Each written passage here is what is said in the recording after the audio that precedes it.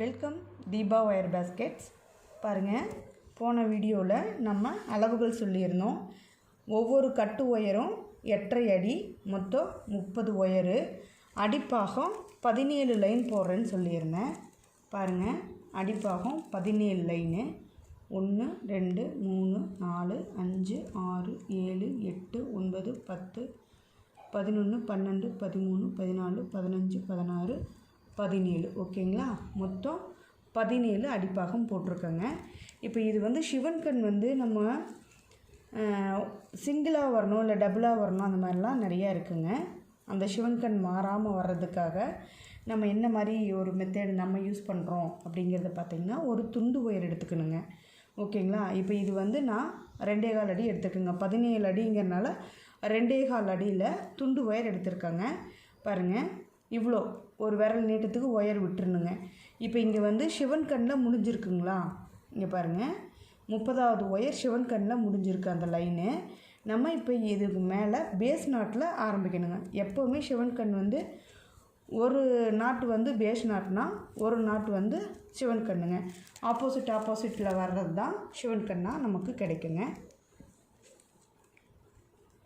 இப்போ பாருங்கள், நல்லா டைட்டாக போட்டுக்கணும். பாருங்கள், இந்த அளவுக்கு விட்டுறணுங்க. நம்ம ஸ்டார்ட் பண்ணும்போது துண்டு ஒயர் விடுவோம் இல்லைங்களா, இந்த அளவுக்கு விட்டு இதில் ஜாயின் பண்ணிக்கோங்க. இதில் அடிப்பாகத்தில் 17 லைன் அடிப்பாகம் போட்டிருக்கோம் இல்லைங்களா, அதில் ஜாயின் பண்ணிக்கோங்க. இது 30 ஒயருங்க நீளத்தில். இப்போ பாருங்கள், இந்த 17 லைனையும் நம்ம பின்னிடணும். சரிங்களா? இந்த 17 லைனையும், அதாவது இது சிவன் கண்ணுங்க. இப்போ நம்ம பின்னுறது ஆப்போசிட்டில் பின்னுறோம்ங்களா, ஆப்போசிட்டில் பின்னுறதா இப்போ நமக்கு சிவன் கண் கிடச்சிருக்கு. பார்த்திங்களா? இப்போ பேஸ் நாட்டுங்க. நம்ம வந்து எவ்வளோ எடுத்தோம்? சைடில் 17 அடி பாகம் போட்டதுனால நம்ம 2.25 அடி ஒயர் எடுத்துருக்கோங்க, சைடு ஒயரு. இந்த அடிப்பாகத்தில் நம்ம பின்னிட்டு இந்த மாதிரி ஒயர் கொடுத்து நம்ம பின்னிட்டோம்னா நம்மளுக்கு பேட்டர்ன் மாறாமல் கிடைக்குங்க சிவன் கண்ணு.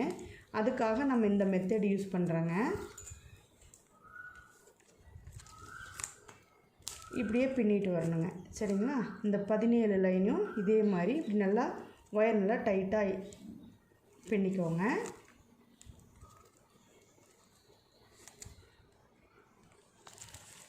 இது பேஸ் நாட்டு, அடுத்தது சிவன் கண்ணுங்க.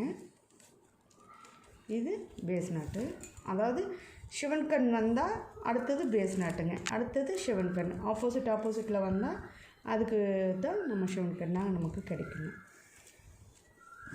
ஓகேங்களா? இப்போ இப்படியே இந்த 17ஐயும் நம்ம பின்னிடணும். இப்போ நம்ம கார்னர் எப்படி திருப்புறோம் அப்படிங்கிறத பார்க்கலாங்க. பாருங்கள், நமக்கு இப்போ எவ்வளோ வந்து இன்ச்சஸ் கிடச்சிருக்குதுங்கிறதையும் நம்ம பார்க்கலாம்.